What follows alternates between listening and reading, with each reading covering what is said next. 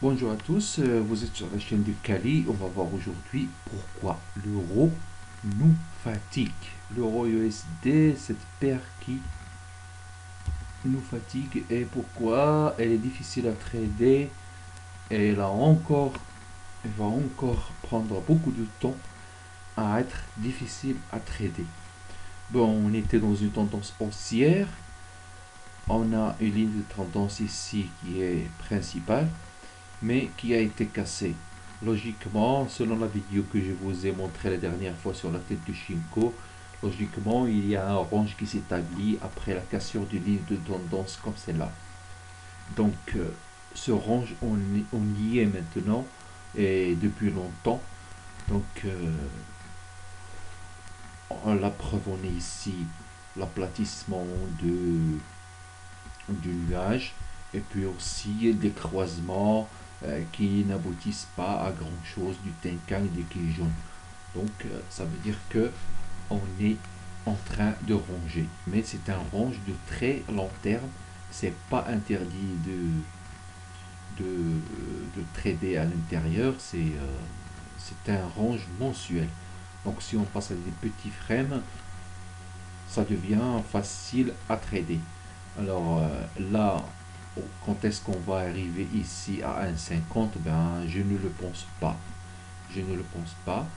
Mais on peut arriver à 1,39,40.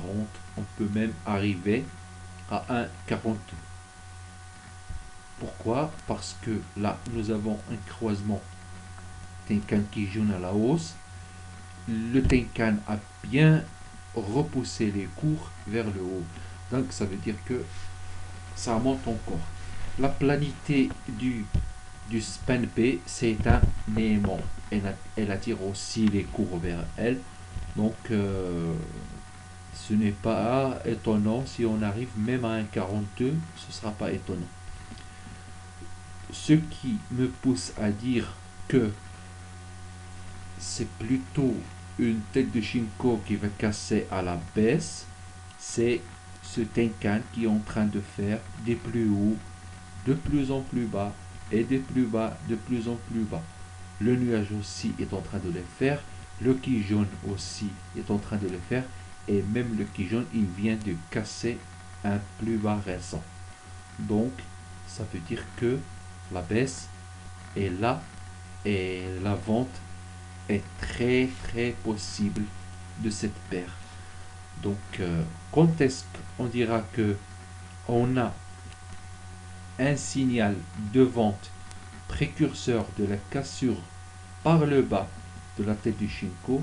C'est lorsqu'une limousine rouge viendra fracasser le Kijun vers le bas et que le Shinko sera à l'extérieur des cours, en bas des cours.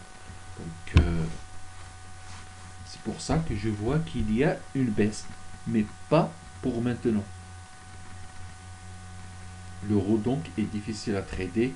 On peut descendre jusqu'à cette trendline ici, la toucher. Et si il y a cassure de cette trendline, on peut encore baisser plus. Mais il se peut aussi qu'il y ait une cassure de la trendline par les cours, mais pas par le Shinko. Donc on peut s'arrêter à 1,12. Mais si on casse les 1,12, c'est qu'on va à 1,0900. Et puis vers les autres plats du span B à 1,50. On peut même aller à la parité. Mais ça, c'est du très très long terme. Donc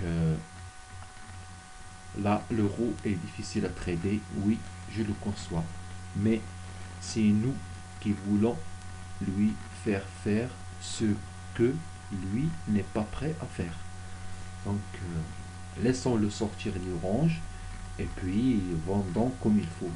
Mais ça n'interdit pas de le vendre ou de l'acheter ici tant qu'il est dans le range sur des seuils clés. C'est possible. Maintenant, la tête de Shinko ici est bien travaillée. Ça y est, s'il arrive à casser le Kijun, c'est qu'il va casser ici par le bas. Et il a assez joué dans cette zone de rouge.